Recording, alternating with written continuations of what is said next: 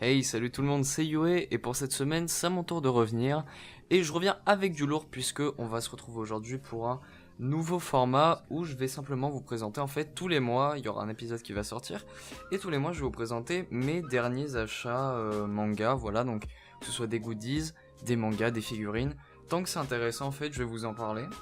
Donc en fait voilà, ce genre de vidéo, j'aurai pas beaucoup de texte en fait puisque je veux vraiment vous dire ce qui me passe par la tête, ce que j'ai vraiment pensé du manga, histoire que ce soit vraiment très naturel. Donc on se retrouve aujourd'hui pour l'épisode 1. Yeah, I'm all yours. I do keep breathe. Gonna break you down.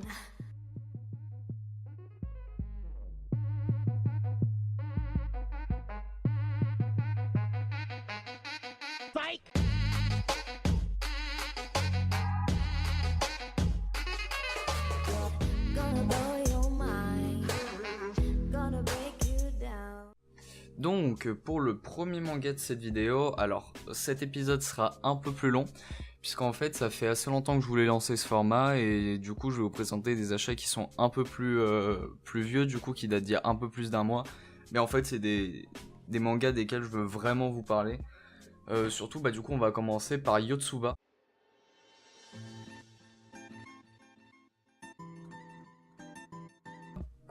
Qui est le premier de cette liste. Donc lui je l'ai vraiment acheté il y a un moment, même si j'ai acheté les tomes 2 et 3 plus récemment, mais voilà.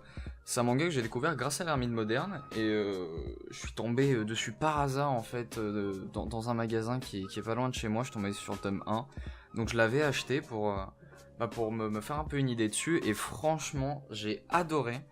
Du coup voilà, depuis j'ai aussi acheté les tomes 2 et 3, et franchement c'est super bien, c'est aux éditions Kurokawa, c'est écrit par Kiyohiko Azuma, et en fait ça raconte tout simplement, c'est tous les chapitres en fait c'est une histoire différente, il n'y a pas vraiment de grande continuité, même s'il y a un espèce de fil conducteur, mais voilà, tous les chapitres c'est une petite histoire différente en fait, avec toujours le personnage principal qui est donc Yotsuba.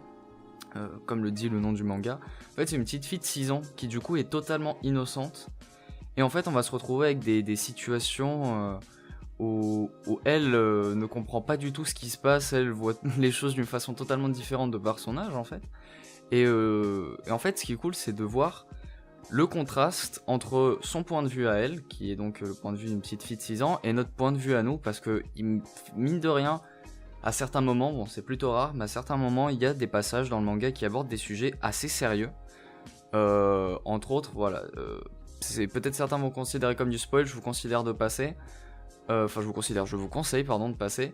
Mais à un certain passage, on apprend que voilà, que Yotsuba en fait, elle a été adoptée, c'est pour ça qu'elle a qu'un père, que elle a été recueillie. Je crois que c'était pas une enfant des rues, mais enfin voilà, un truc assez sérieux. Et elle, évidemment, ne comprend pas. Même si à ce moment-là, elle était pas dans la scène, mais voilà, il y a plusieurs moments, il y a des sujets beaucoup plus sérieux qui sont traités. Et le contraste est vachement drôle, et donc c'est ultra mignon, ultra drôle. Ça se lit vraiment tout seul. Et franchement, pour tous ceux qui veulent un petit manga comme ça, qui se lit tout seul, qui est vraiment pas prise de tête, juste pour avoir voilà, une petite lecture sympa, je vous le conseille.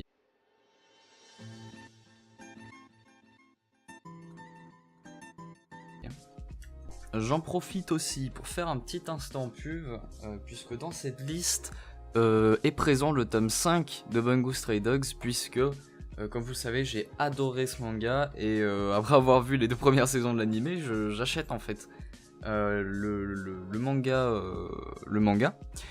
Et donc j'en profite pour vous dire que si vous voulez en savoir plus sur Bungo Stray Dogs, je vous renvoie à la vidéo que j'ai déjà fait, voilà, à la minute animée, puisque en fait le manga à l'heure actuelle, les tomes qui sont sortis en France dépassent à peine la première saison en fait de l'animé, et en l'occurrence c'est de la première saison que j'ai parlé, donc si ça vous intéresse, allez voir notre vidéo.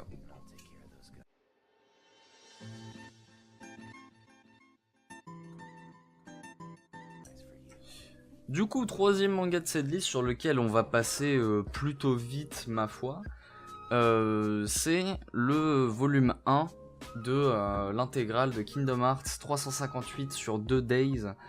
Donc en fait à la base c'était une série donc en beaucoup plus de tomes et voilà c'est en train de ressortir sous forme d'intégraux, donc 2 tomes. J'ai acheté le premier, je ne l'ai pas lu pour l'instant parce que je suis pas du tout pressé pour le lire, puisque pour ceux qui ne savent pas, Kingdom Hearts à la base c'est une licence de jeux vidéo qui est ma licence de jeux vidéo préférée, que j'adore, c'est incroyable, surtout le personnage de Roxas dont l'histoire est racontée dans ce manga en l'occurrence. Et non, franchement, c'est ultra cool, mais voilà, j'ai déjà fait les jeux. En l'occurrence, le manga, c'est l'adaptation du jeu sur DS. Je les ai déjà tous faits, donc en fait, je sais déjà ce qui se raconte dedans, mais je sais que dans le manga, il y a des variantes, voire des grosses variantes, par rapport aux jeux vidéo.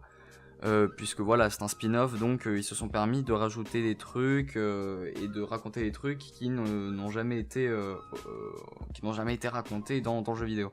Donc en soi, je suis pas pressé pour le lire, mais voilà, à un moment ou à un autre, je finirai par le lire parce que j'adore l'univers et j'adore les personnages.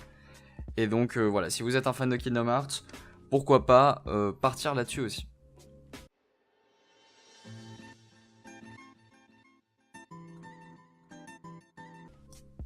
Du coup, on attaque l'avant-dernier manga de cette liste. Finalement, ça va plus vite que prévu. Et du coup, je vais vous parler du spin-off en fait d'Erased qui est sorti. Donc en fait, ce spin-off, il raconte... Là, par contre, c'est vraiment du spoil. Donc pour ceux qui n'ont pas lu ou pas regardé Erased et qui souhaitent le regarder plus tard, cliquez... je vous mets à l'écran, pardon. Le temps auquel vous pouvez passer. Donc voilà, pour ceux qui sont restés, c'est le spin-off d'Erased qui raconte donc en fait les événements qui se sont passés pendant que le personnage principal était dans le coma en fait. Lui non plus, je l'ai pas encore lu parce que voilà, j'ai pas eu le temps dernièrement, mais je veux quand même vous en parler parce que Erased c'est vraiment une série qui m'a beaucoup marqué et je vais vraiment pas tarder à le lire maintenant que j'ai un peu plus de temps puisque c'est une période de vacances, n'est-ce pas? Mais voilà, je m'attends quand même à du lourd, peut-être au niveau du dessin, parce que voilà, ça n'a jamais été le point fort de l'auteur, mais il arrive toujours à justement pallier à ça avec son scénario, donc franchement, je me fais pas de soucis, je m'attends vraiment à du lourd avec ça, et puis je vous en dirai du nouveau quand je l'aurai lu.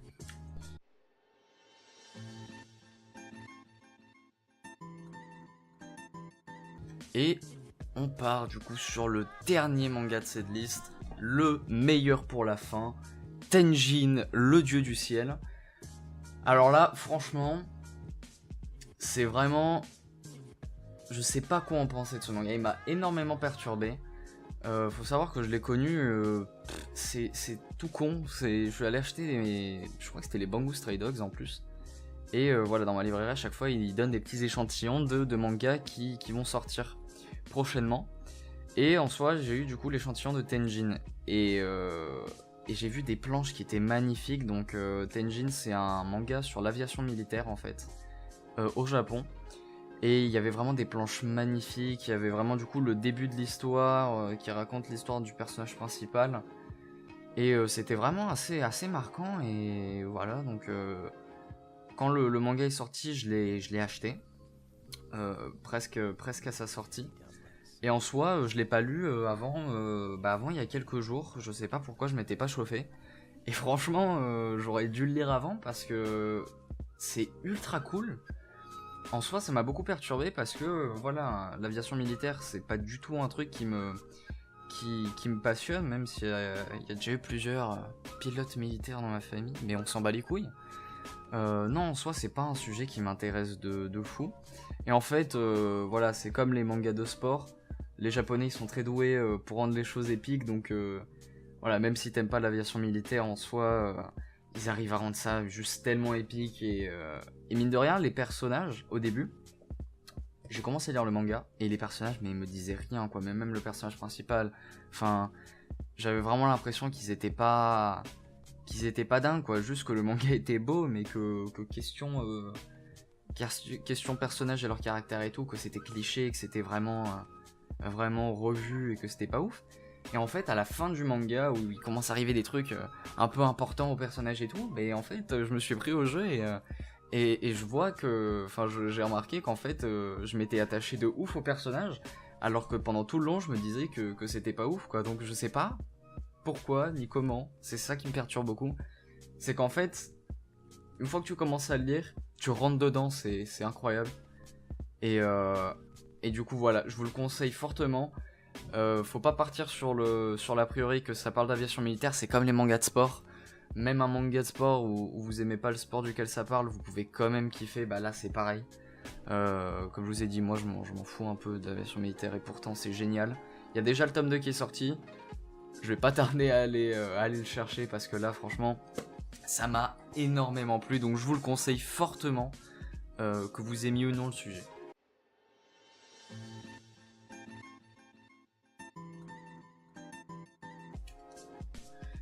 Donc voilà, ça c'était tout pour les mangas, et là on va du coup terminer cette vidéo avec un dernier truc dont je voulais vous parler, et c'est une figurine, parce que voilà, comme je vous ai dit au début de la vidéo, c'est pas forcément des mangas, c'est ce qui est en rapport avec les mangas, et en l'occurrence on va parler d'une figurine, donc je vais pas vous faire plus attendre, c'est une figurine d'Hatsune Miku. Vous avez le nom qui s'affiche maintenant à l'écran parce que voilà, c'est un nom qui est assez compliqué, je crois que c'est un truc genre Miku Racing 2016. Un truc comme ça. Enfin, c'est une figurine du coup de cyclisme. En soi, je m'en fous du cyclisme, mais c'est juste que la figurine a des détails incroyables. Alors, surtout au niveau du visage, en fait, au niveau des cheveux. Et je trouve que pour une figurine de ce prix-là, elle a des détails qui sont incroyables. Il faut savoir que moi, je l'ai payé 25€ et que si vous cherchez bien sur internet, je suis sûr que vous pouvez la trouver à moins. Donc, c'est une figurine qui coûte pas super cher. Elle fait 17 cm de hauteur. Et franchement, elle est génial, je suis super content.